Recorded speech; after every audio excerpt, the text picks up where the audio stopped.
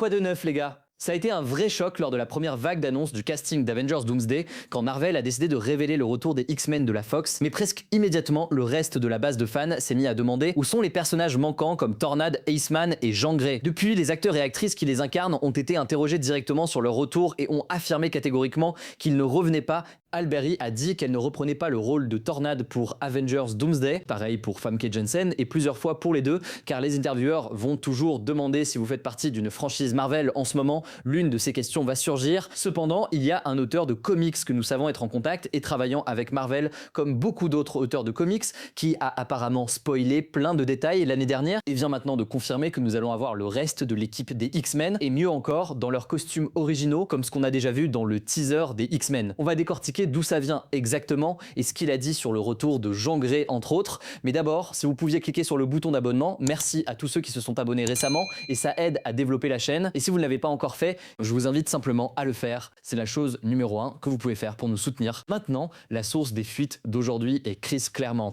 Oui, c'est eux, Chris Claremont, l'auteur Marvel qui a travaillé sur les X-Men pendant 16 ans durant leur âge d'or entre 1975 et 1991, probablement plus longtemps que n'importe quel auteur et probablement celui qui a créé plus de personnages X-Men que quiconque. Il a fait une interview dans un podcast avec un extrait qui a commencé à devenir viral hier soir. Avez-vous déjà remarqué qu'avec presque tous les costumes de comics dans la vraie vie, ils ne ressortent pas aussi brillamment que sur papier? Je veux dire, ces designs sont magnifiques sur la page et il parle des designs des X-Men. Puis il dit, ce que je trouve le plus merveilleux, c'est qu'il ramène, et l'intervieweur l'interrompt en disant James Marsden. Il ramène James Marsden et il répond, eh bien non. Toute la distribution, y compris Famke Janssen. Franchement, c'est une énorme révélation que la plupart des X-Men reviennent. Je pense qu'ils le pensent vraiment, toute la distribution originale. Je pense qu'on va voir beaucoup plus d'X-Men qu'ils ne laissent entendre avec l'annonce du casting et le premier teaser. Mais si vous vous demandez pourquoi diable Chris Claremont saurait quoi que ce soit sur Avengers Doomsday, Marvel Studios a consulté tous ses auteurs. Donc c'est pertinent en pré-développement sur ces grands projets Marvel. Mince, Jim Starlin, le gars qui a écrit Thanos, était en fait dans Avengers Endgame pour un caméo. Donc ça fait parfaitement sens que Chris Claremont ait été le gars consulté quand il ramène les X-Men de la Fox pour une représentation plus fidèle aux comics, surtout avec les costumes. Ça ferait aussi sens qu'il sache quel personnage était impliqué et même s'il ne devrait pas spoiler, il est là à dire que toute la distribution revient. En même temps, ce n'est pas la première fois qu'il joue à Spoilerman et fait son meilleure impression de Tom Holland pour Avengers Doomsday. Parce qu'à un moment, l'année dernière, très tôt dans l'année, il a commencé à parler d'Avengers Doomsday aussi, comme s'il était au courant, et il a lâché plein de bombes. Il a dit que Robert Downey Jr. revenait dans au moins 3 personnages différents, Doctor Doom et Iron Man parmi eux. Donc il a confirmé que Robert Downey Jr. remettrait aussi le costume d'Iron Man, même si pour l'instant il n'est annoncé que comme Doctor Doom pour Avengers Doomsday. Il a aussi confirmé que Chris Evans revenait en Captain America plus jeune, mais a ensuite laissé entendre qu'il jouait Captain Hydra, mais ça a été confirmé maintenant. Le jeune Chris Evans est de retour en Captain America. C'est aussi le gars qui a dit qu'Elizabeth Olsen jouerait une bonne version de la sorcière rouge. C'est peut-être la fille de Magneto, que Psylocke revenait, mais n'a pas mentionné quelle actrice. Et il a aussi dit que Wolverine allait tuer quelqu'un d'important, confirmant que Wolverine, la version de Hugh Jackman du personnage, serait aussi dans Avengers Doomsday. Écoutez, ces gars ne jouent pas selon les mêmes règles que les acteurs. Bien sûr, ils ont probablement signé des accords de confidentialité, mais vous devez vous rappeler que ce sont les gars qui ont écrit et créé ce truc en premier lieu. Chris Claremont a écrit la Dark Phoenix Saga, donc quand il s'agit de parler de ça, il y a un sentiment d'appropriation authentique en premier lieu. Même si c'était il y a des décennies et probablement en tant que travail à forfait, ce qui signifie qu'il ne possède pas la propriété intellectuelle ou la publication, il reste le gars qui l'a créé. Il était le créatif derrière l'API, c'est pourquoi il est consulté en premier lieu, c'est pourquoi il est un peu plus cavalier en faisant ce genre de podcast et en spoilant ce truc. Il ne connaît probablement pas spécifiquement les tenants et aboutissants du cycle des nouvelles Marvel et comment lâcher ces bombes sera diffusé plutôt vite et générera des millions, sinon des milliards de clics sur les réseaux sociaux juste basés sur ces citations d'un petit podcast. Peut-être devrais-je lui donner plus de crédit ou peut-être qu'il ne sait vraiment pas. Donc peut-être qu'il dit juste des choses qui sont vraies pour lui sans vraiment connaître les implications. Quoi qu'il en soit, si vous voulez mon avis, je pense que c'est légitime.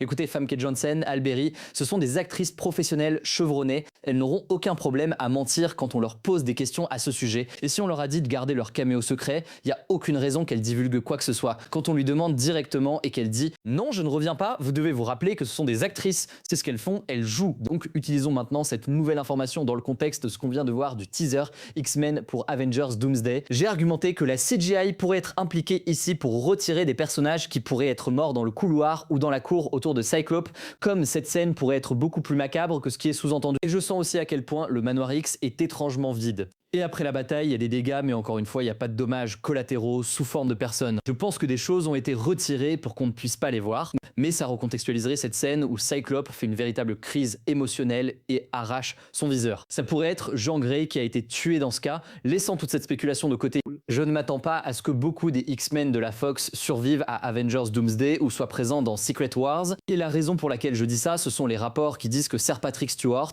Sir Ian McKellen, ce sont leurs derniers films, point final. Ils ne seront pas dans des films après ça, y compris Secret Wars.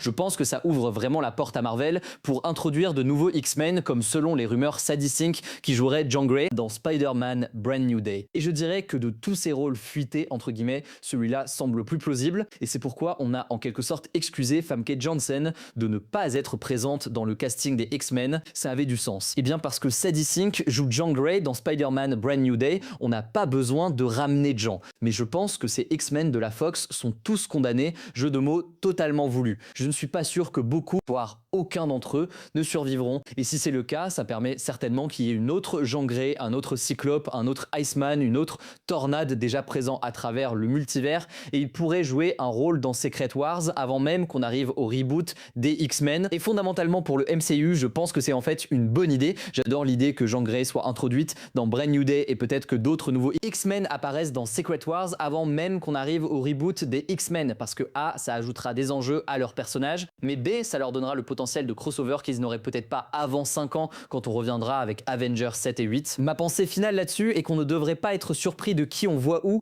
En tout cas, rappelez-vous quand Monica Rambeau s'est retrouvée dans la timeline des X-Men qu'on suppose être le 10 et qu'on suppose être la même timeline qu'on voit dans le teaser X-Men, elle tombe sur sa mère qui n'est pas seulement une variante de Captain Marvel, mais la variante Binary, ce qui signifie qu'on ne sait pas quels héros sont présents dans cette timeline X-Men, et il pourrait y en avoir beaucoup plus que juste des X-Men, surtout si ce n'est pas le 10 005. On pourrait découvrir que cette timeline a son propre Captain America, son propre Iron Man, et je pense qu'il y a eu cette idée qu'ils vont vraiment se concentrer sur les personnages de notre timeline dans le 616 avec quelques autres et se limiter à ces variantes. Mais si on a fait attention tout au long de la saga du multivers, surtout dans des séries comme Loki, il y a des variantes infinies à travers le multivers de tous ces personnages. Et peut-être que c'est le moment où on va commencer à les voir utilisés et exploiter, ce qui signifie qu'on pourrait voir plusieurs Jean Grey, pas seulement la version de Famke Janssen, mais d'autres aussi, et avant même qu'on arrive à Sadie Sink. Donc rien de perdu en ramenant ces X-Men de la Fox ou en faisant plusieurs versions de ces personnages à travers le multivers, surtout si les X-Men de la Fox ne sont pas censés survivre. Ça ouvre parfaitement la porte à ce que certains de ces X-Men qui rejoindront le 616 viennent de leur propre timeline avant que le multivers ne soit refait. Mais vous les gars, faites-moi savoir toutes vos pensées ci-dessous en réaction à tout ça. Avez-vous toujours eu comme moi une sorte de pressentiment qu'on verrait beaucoup plus d'X-Men et de Persona 10005? Aussi, combien de CGI pensez-vous qu'ils ont utilisé sur ce teaser X-Men pour retirer des trucs? Je suis tout à vous comme toujours.